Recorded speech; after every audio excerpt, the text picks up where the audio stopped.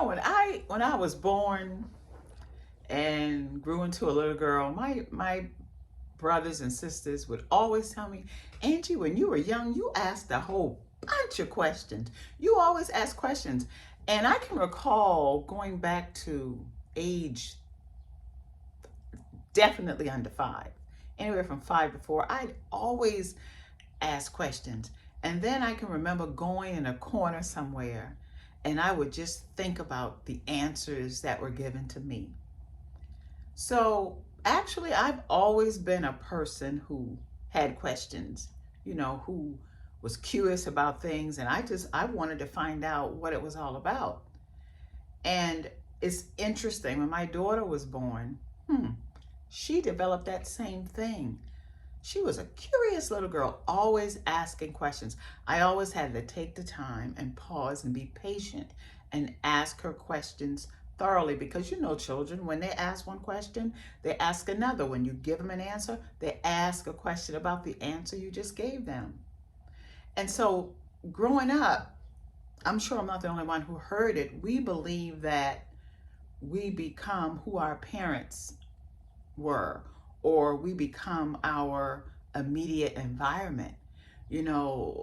Say if we lived in poverty, then there's a possibility that we may have a poverty mindset. If we grew up in abundance, there's that possibility that we may have an abundance mindset. If we grew up around parents, around family who believed in themselves, who had courage, then same thing. There's that possibility that we may grow up to be that type of individual. And then there's also the rough side. Some of us grew up on the rough side of town, where we saw violence, we experienced limitations, we experienced fear, we experienced self-doubt. And so there's a possibility that we may grow up to live in self-doubt, live in fear, live in questioning our gifts, our abilities. And yes, that's part of it. And there's a lot of truth to that. Because a lot of times what we are predisposed to help play a major role in who we become. But at some point, we have to grow up and we have to ask ourselves, what is holding us back?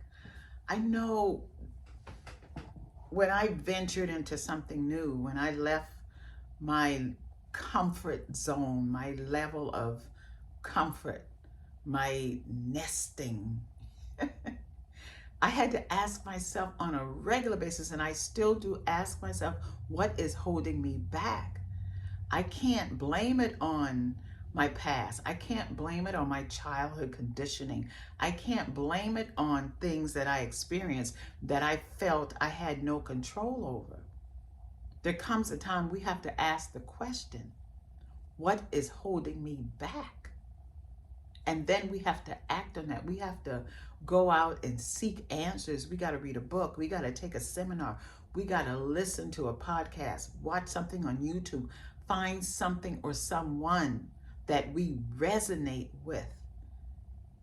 And then we've got to adopt some of those things. We can't continue to allow past experiences, past trauma, past insecurities to hold us back.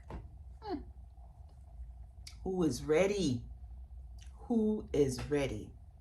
So I want you to ask yourself, what is holding me back? And then I want you to jump on it to change the narrative that's been holding you back. Okay? I'll talk to you soon.